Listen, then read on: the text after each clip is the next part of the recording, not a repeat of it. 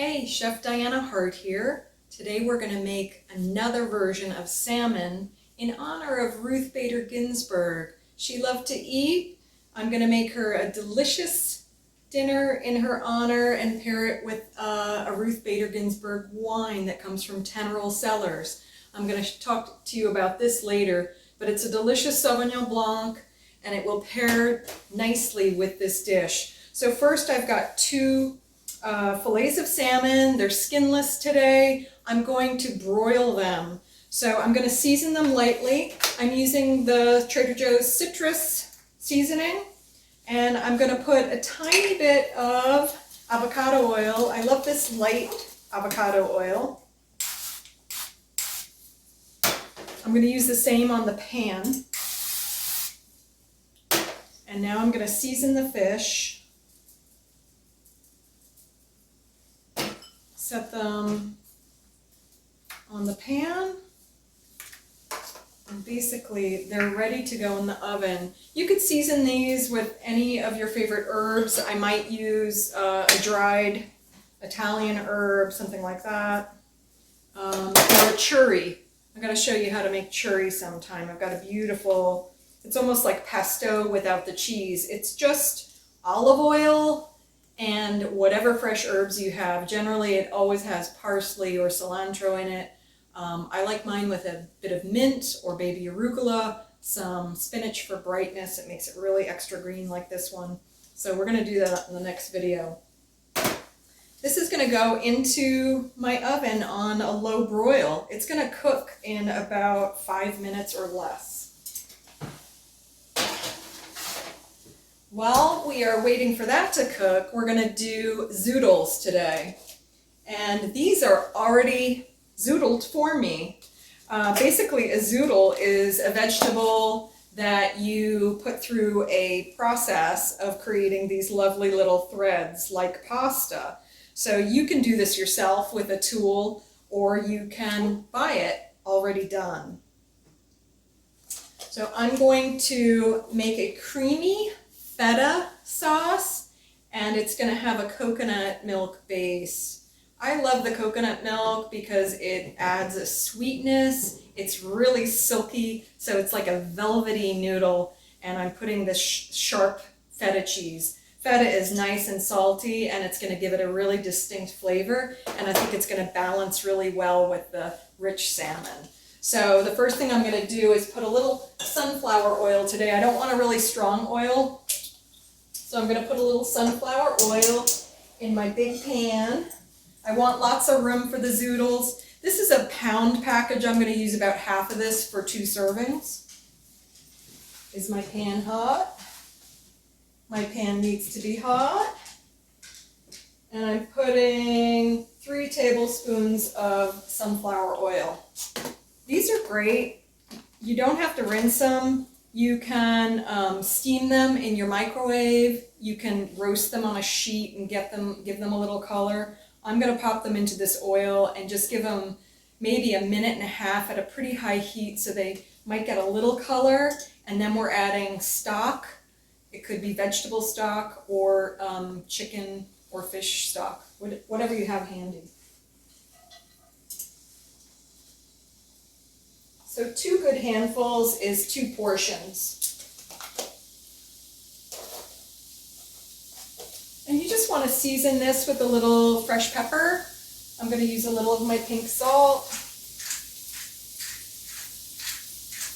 I don't want too much salt because you know I'm going to add some kind of a stock to liquefy the cheese and the coconut oil in, the coconut milk in. So the stock has some salt in it already. You can buy low sodium. I always recommend that unless you make your own, and then you don't need to add salt at all, and you can season at the end, which is the best way to add salt. Let's give it a quick stir. We don't want to overcook these. Whoops.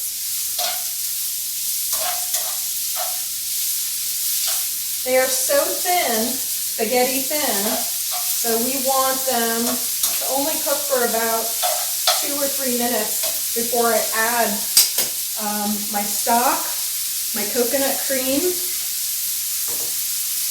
and my broth. And I need to turn them down before I do that so I don't get a bunch of splatter from the pot oil, okay? In the interim, we can cut a little yellow pepper for some color.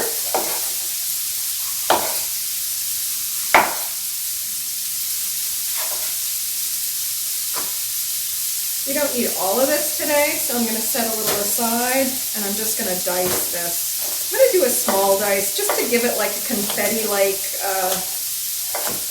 bit of color on top of our zoodles.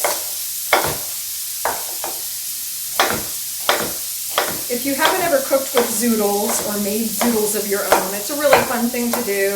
And you can do it with carrots, you can do it with butternut squash. Try it, it's great.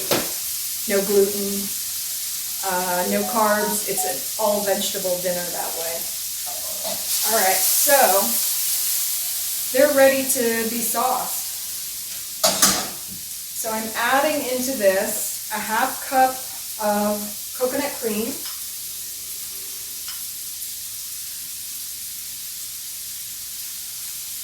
And a cup of whatever kind of stock you have on hand.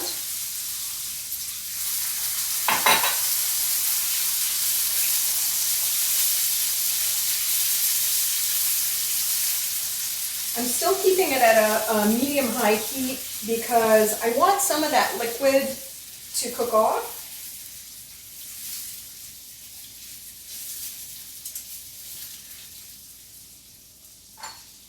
I'm going to peek at my fish. How are we doing, fish? 3 more minutes. So into that we're adding the crumbled feta cheese, a beautiful organic feta cheese from Trader Joe's. This is a 6-ounce package, and I'm going to use at least half of it, maybe a little bit more.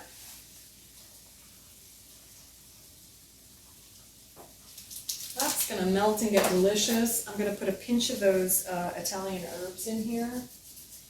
And I'm also going to add some fresh herb at the very end. That would be some basil leaves today. If they're baby leaves, you could leave them whole, or you can give them a little chiffonade. It's really nice to tear or cut your herbs before you put them into any dish, just because it's going to bring out the real flavor of that herb.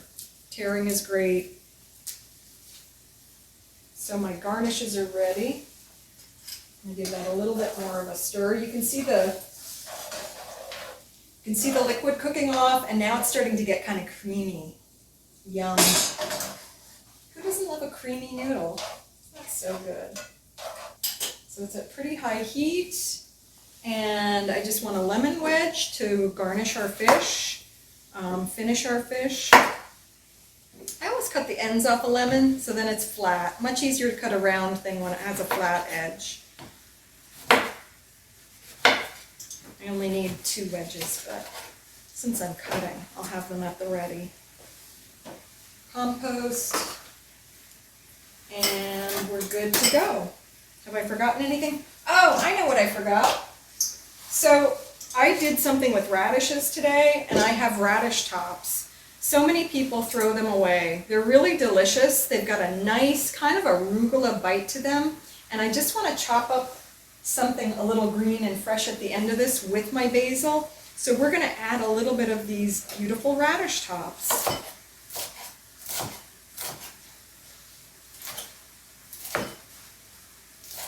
Kind of going to give it a nice little texture. So this is looking good.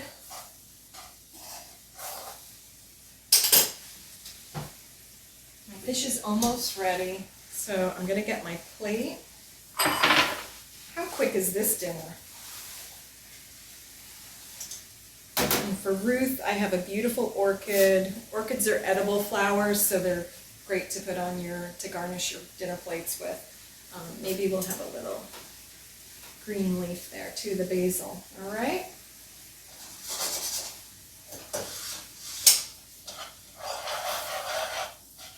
So here's my zoodle. I'm going to put a little bit right in the middle of my plate.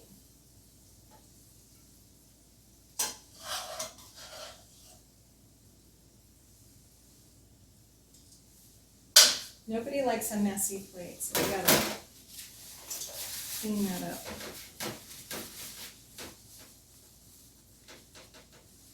And remember, we're gonna pair this with Teneral Cellars beautiful Sauvignon Blanc.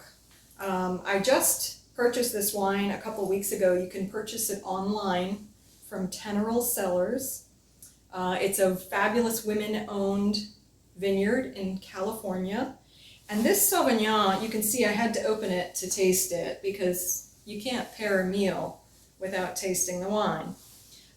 It's fruity. It has nice acid, which is going to balance well with this rich salmon.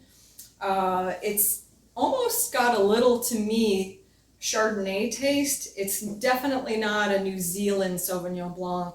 That has passion fruit and grapefruit, kind of a tropical aroma. This is much calmer, and it will pair so nicely with the feta cheese in the zoodle.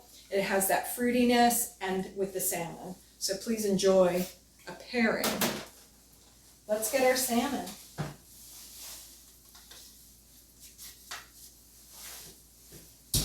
So here it is.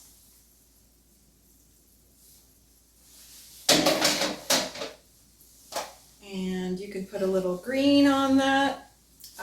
We've got our garnish.